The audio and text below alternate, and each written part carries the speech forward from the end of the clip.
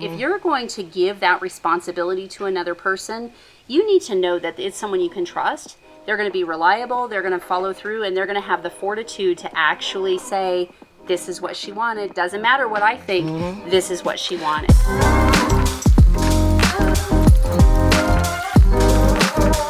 Hello guys, I'm Carmen. This is Falling Forward with the Ross Sisters. Right here is our special guest Mary, and this is my sis, Dr. Ross. I like to say Dr. Ross, but that's Christine. How are you guys? We're good. You know, I'm so glad that you're able to join us, and I'm actually excited about this because this is a topic that you really don't hear about. So, Mary, why don't you tell us a little bit about what you do? Sure. So I do guardianship and care management services, which doesn't mean a whole lot to anyone who doesn't work in my field. So I'll break it down just a little bit. I own a small agency, but we provide services to adults, primarily seniors, but also younger adults. The folks that we work with have some kind of disability or situation that might impact their ability to independently manage their own affairs. So, what is your most population that you work with? So actually, our clients range in age from 18 all the way on up to our oldest client right now is 103. Whoa. So when you think of our they doing with their life that they made it there? Right. Yeah, no, she's amazing too. Like, she still unloads the dishwasher, and she's great. I aspire to be that someday. But no, if you think about like our younger clients, those are primarily people who either were born with a developmental disability, perhaps they've had a traumatic brain injury, maybe some mental health issues, substance abuse issues. As we kind of get into the older clients, it's usually somebody who's had either a stroke or some other debilitating illness like Alzheimer's or another form of dementia. So when folks come to us, they're usually in a situation where they either can't manage their own decisions or they're needing some help kind of navigating the world, navigating the systems to meet their needs. Our agency provides both care management, which is private hire, but also we do court-appointed guardianship, which means that the court assigns us to be the guardian for somebody who perhaps didn't do any careful advance planning in their life. And by that I mean, and that was what I was hoping we would talk about today because it's so important and it impacts all of us. Making plans so that if you should become incapacitated in your future, somebody else can make decisions for you, and that somebody else hopefully would be someone that you trust, someone that you have identified. So you hear people talk about powers of attorney or advance directives. Our agency actually does serve as power of attorney agent or agent under a healthcare directive. But if folks haven't done that, that's when we end up having to be appointed by the court. Okay. So my mantra is every adult over the age of 18 should have their powers of attorney in order. Well, and I guess my question would be for you is, why do you feel like people don't focus on that? Because my guess is like, I'm going to live forever. We're going to be 103 one day. Now, I ain't going to lie, peeps. I'm not sure if I ever want to be that old. My limit, honestly, I don't want to be older than 80. That's it. That's my limit. Because I figure I had the good life, but 80, that's a good time to rest. Yeah, it is a good time to get some rest. But you're just getting started at 80. The thing about it is, shoot, I'm almost 40 and your girl got some issues. Yeah, my knees is bad. I can't imagine what my knees is like at 80. What do you feel like is the biggest deterrent of people looking at advance directives? I think probably just denial, probably a lack of understanding too. So on the one hand, we think that would never happen to me, right? I'm always going to be in control of my abilities. But the other part is, I don't think people understand. They really don't understand that if I were to have a car accident tomorrow and be in a coma or be unable to speak for some reason, you can't just walk into the hospital and say, "Oh, I'm Christine, I'm Mary's friend, and she wanted me to make this." That wouldn't work. Those systems don't support that. So the healthcare provider, the hospital, is going to say, show me your documents. I need to know that you have authority to make decisions for this person. I'm not going to give you medical records. I'm not going to talk to you, and you can't make decisions for them. Okay. So, but I think people don't know that. They don't know that, oh, just because I have a mom who lives down the road, I think that she could make decisions for me if I can't. Well, it doesn't work that way. So you have to have paperwork. You so have what to is have the paperwork. difference between advance directives, and I know you're not a lawyer, and a will? Really good question, and that's right. I'm not a lawyer. None of this is legal advice. But so an advance directive is a document where you lay out on paper what your future wishes are. So the advance directive includes, like, who do I want to make decisions for me? Who's my agent? But it also includes questions about end-of-life care. Do you want artificial hydration and nutrition? Do you want artificial ventilation? Do you want pain control? It asks those kinds of questions so that when you come upon a situation where you can no longer direct your care, somebody knows your wishes, and your agent is able to carry those out. A will, on the other hand, a will is that's the document that applies when you die. So the will is what says, here's what I want to have happen with my stuff when I die. I want so-and-so to get this piece of furniture. I want so-and-so to get this bank account. So that all is more relevant to after death. The advance directive really has to do with living now and your care. That's crazy, because I don't know too many young people with advance directives. Right. Or even like anything, they just assume, like you said, my mom's gonna be there, They're my next brother, of kin. That's my what next it shows of kin, on TV. and it's just gonna the TV moments, Right. And it doesn't work like TV, Right. And like you said, that we can die at any moment, no Or matter get hurt how at hard. any moment. Yes, Get we, hurt I mean not die, yeah. but get hurt. Like we Right. get like the car accident, Right. like a stroke. People are getting strokes, and you never know what's a cancer. Exactly. Exactly. Or brain tumor or whatever. You seriously, you don't know. And the thing about advanced planning, if it's not done and somebody needs to make decisions for you, that's when it ends up in the court's hands. So I can't tell you how many cases I've been involved in. So another component of my job is I serve as court visitor, which is kind of like the social work investigator in a guardianship proceeding. I can't tell you how many cases that I have been called upon to investigate or review where a young person, 29-year-old man, has a motorcycle accident, traumatic brain injury. Mom and dad cannot legally make their decisions. Now, there are certain provisions in the law that allow them to make immediate emergency decisions, but when we're talking about that long-term planning, like if he needs to move into a care facility, if they need to hire home care, if they need to find a new doctor, they can't do any of those things. And so then they, on top of now dealing with the trauma of caring for their child who's going to be permanently disabled, they have to go to the court and say, can I have permission to do this? Yeah. So- and that really quick, because it makes me remember, like, when we're looking at TV, it's specifically talking about in those emergency situations, like you said, but we don't ever think about that the long term. Like if you actually totally lost, your ability to make decisions because you had a TBI or a traumatic brain injury, then this person who is already in the difficult spot, they are still going to be asked, well, what do you want to do? And if you try to interject with the doctors or the nurses or whatever, they're going to be like, hold up. Who are you? This is not your decision. Yeah, this ain't your decision. I don't have your paperwork. I don't know, why are you even here? And I think a lot of people think that it's something totally different than what it is. Well, I've been watching a lot of TV lately. I've been watching this doctor show called The Good Doctor. My girlfriend really loves that, so she got me hooked on The Good Doctor. I don't know if you've seen it. I've heard of it. Okay. I have not seen it. It's a good show. It's a good show, but it talked about what this one guy, and I'm just actually the scenario that she was sick and she didn't want something to happen, but she ended up in a situation where she couldn't make the final decision by herself. The son made the decision for her, which was different than what the decision she made. Right. So how did that work? It doesn't, right? It didn't work because somebody else made a decision that she didn't want. And that's where it is so critical to document your wishes and execute that authority to somebody that you trust to follow your wishes. If you're going to give that responsibility to another person, you need to know that it's someone you can trust. They're going to be reliable, they're going to follow through, and they're going to have the fortitude to actually say, this is what she wanted. Doesn't matter what I think, this is what she wanted. Well, and I think it even goes more even to what you're saying. Not even, it doesn't matter what you think. The issue usually is it doesn't matter how you feel.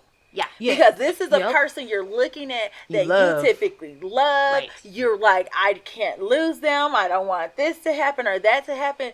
That's all about you. And you got to be Yeah, strong and You hold have their to be able wishes. to separate your own needs, your own feelings from those of the person that you're making. Now those that's decisions tough. for. I assume a lot of your job too is helping those people get through that, to make those hard, strong decisions about someone they love. I'm sure that's a big part of your job It's too, a right? huge part of my job. We work with families navigating those issues all the time. And sometimes we're working with complicated family dynamics where brother thinks one thing, sister thinks another, mom's in the middle, she's got some, either she's got dementia or she's got some other impairment, and the kids are fighting. They're fighting over control, they're fighting over decisions, and it makes a mess. Oftentimes that's how I get Get in the involved. situation. So we're either trying to help sort of navigate that for the families, or sometimes the court just says, we're giving this decision to a professional because the battle among You're the doing families. too So that much will of take that. it away from the family if you guys don't get it together. And that's why it's important to have it, because you do not want your family fighting Right. in times of where you are in a situation where it's a lot of hurt and sadness going on. You Right. guys don't want to fight about that. And the question then becomes, it's like, it's not how you want to die, it's how you want to live. Right. Exactly. And that's the importance of the Because there's a advanced lot directive. that happens between a debilitating illness or injury and death. We're not talking about, we all would love to just to have our end be very peaceful, where we You close just- our eyes at night, we go to sleep, we don't wake up, and it's all great. Yeah. But that's not the way it works for most people. For most people, there is some kind of impairment or injury that affects them in their final days or years of life. So even projecting out further than those immediate decisions, you need to have things arranged in such a way that you have someone who can not only make decisions for you, but navigate systems for you. They can talk to financial institutions. They can apply for Social Security disability for you. They can, receive compensation on your behalf. If it's the 29-year-old in the motorcycle accident and they weren't at fault, somebody needs legal authority to be able to pursue that litigation and receive a settlement on their behalf. So, it's very complex. And kind of going back to that earlier question of, like, why is it that people don't do this? Why don't young people do this? Because they just don't think that, like, we're living our lives, right? We're just busy. It's we're my life. And we're assuming that we're going to wake up the next day too. and we're A assuming lot we're of us gonna do wake that. up healthy It is. the next day. The healthy Yeah. next day. It really is, because I feel like we get in that egocentric phase that we're like, I'm gonna live forever. I'm There's nothing ever invincible. gonna happen to me. But I didn't even think about, till you just said this, Mary. It's like, it's not even that you just got hurt. It's that somebody hit you, and then somebody actually needs to get Right.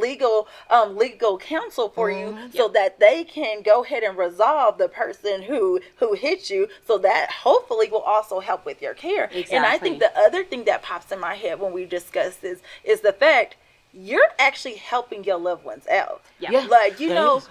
it's so stressful when people don't know what it is you want, and they're actually trying to do their best, like the brother and sister you're talking about that could be going back and forth. And I know that's any given situation, not one particular person. I'm sure both of them most of the time think they doing the best for their mama. Right. And that's exactly. And when you're married too, like especially in your marriage, you need to make this known what you want to your partner. Because I know that we watched my dad die of ALS. Yeah. And I know, and I'm for sure, because based on what played out, my dad had the conversation with mom. These are my wishes. This is what I want to do. important. This is how it came to a point he had to choose how he was going to die. Yeah. Yep. So, and then she respected, even though that's the love of her life, 32 years of marriage. But you have to have this conversation with the people you love. Absolutely. Yeah. No, and I remember that's, you guys were caring for your dad when I first met you. Yeah, And your family just came together and gave him such good care in those last days. That was so special. But that's not always the case. Like we see, and I don't, obviously I was an outsider looking in. There might have been internal stuff going on. Who knows? You don't need to tell me. No, but it really but it really was wasn't. beautiful from the outside. Like I could see that you guys were you were all in. But we don't in the cases that I work, the reason I'm there is because they're not working well. And you're absolutely right. I think that sometimes the siblings both equally think that they are acting in their mom or dad's best interest, And it's just, it's a matter of different vantage points, different understandings. Sometimes we have to, when we have really complex situations, we try to help the families navigate that. We try to, have family, mediation, and that doesn't always we work. Facilitate family meetings. But we'll even do ethics consults with the hospital. We've had situations where needs to be a decision about like removal of intubation or a ventilator, and those get tough. Get really tough, and so we bring a multidisciplinary team together so everyone can kind of review all of the issues and hopefully come to a collective answer. Well, what's that case that happened? It had to have been 20, 30 years ago. Terry Schiavo? Yes, Yeah, that's a big one. it was a big And tell thing us a that little kind bit of about brought. that case. Oh, So well, go ahead. Yeah, so Terry Schiavo was a young woman who, if I remember the facts of the case correctly, she had some kind of a cardiac event that led to a brain injury. So she ended up in what's called a persistent vegetative state.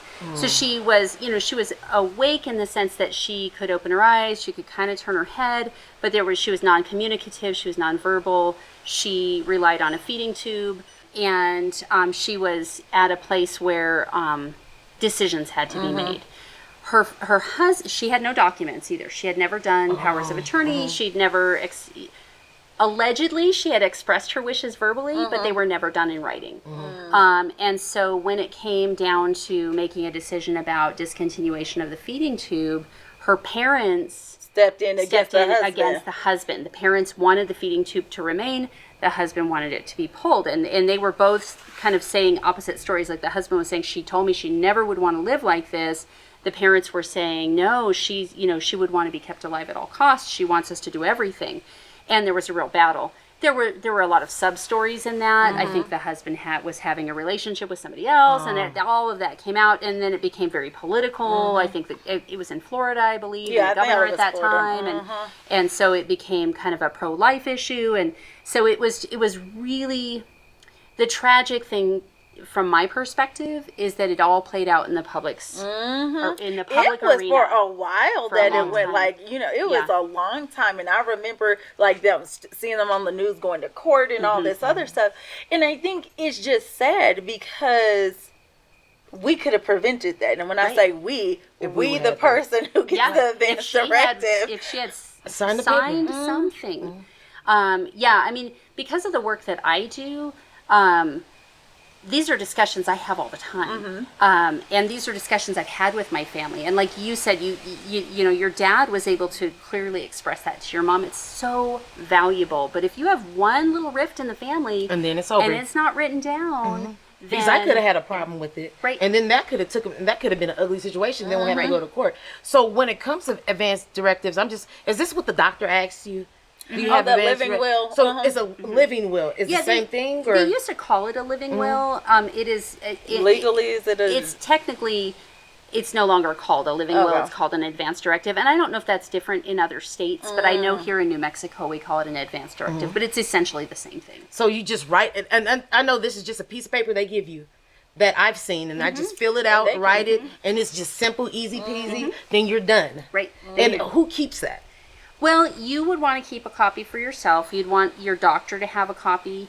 You would want the person you've named in that document to have a copy. And then anybody else that, think should know. Because usually in that advance directive document, you can list a primary, a secondary, and even a third or fourth if you want. So, I mean, you definitely want... Hold up, make sure that all these people ain't who you travel with, and then everybody die in a car. They can't be somebody who live with. I mean, they can, but kind of be protective that it's not everybody that you always rolling with, traveling with. Right. Have someone that is maybe a family member that's outside the house, a best friend or whatever. So just in case it was all y'all together. And make sure they know and make sure they've agreed to it. Yes, they got to agree with it. And they have to be able to be mentally prepared to make these decisions, because it's a hard decision when you're emotionally involved. It certainly could, because I remember it was a situation with Mama.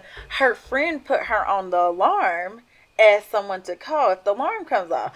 Mom gets a call in the middle of the night. So-and-so alarm went off. They're like, what's the call? She goes, I don't know. I didn't even know. Yeah, so there was no point of having her.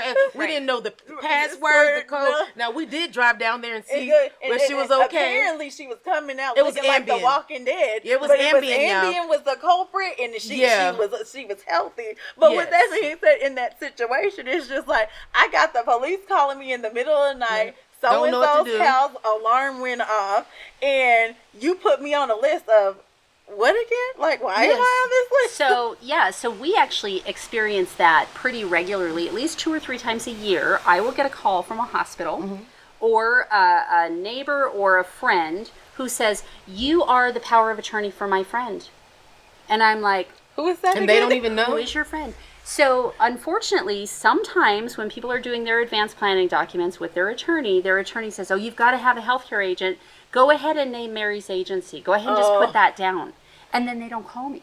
So I don't know. Now, it is a service that we provide. But the idea is I want to know you. I want to know I'm in your document. I want to have a file for you. I want to know your medical diagnoses, your family medical history, who your healthcare providers are, who your health insurance is. You know, we do a whole comprehensive assessment. We do what's called a values history, which I'll tell you about in a minute.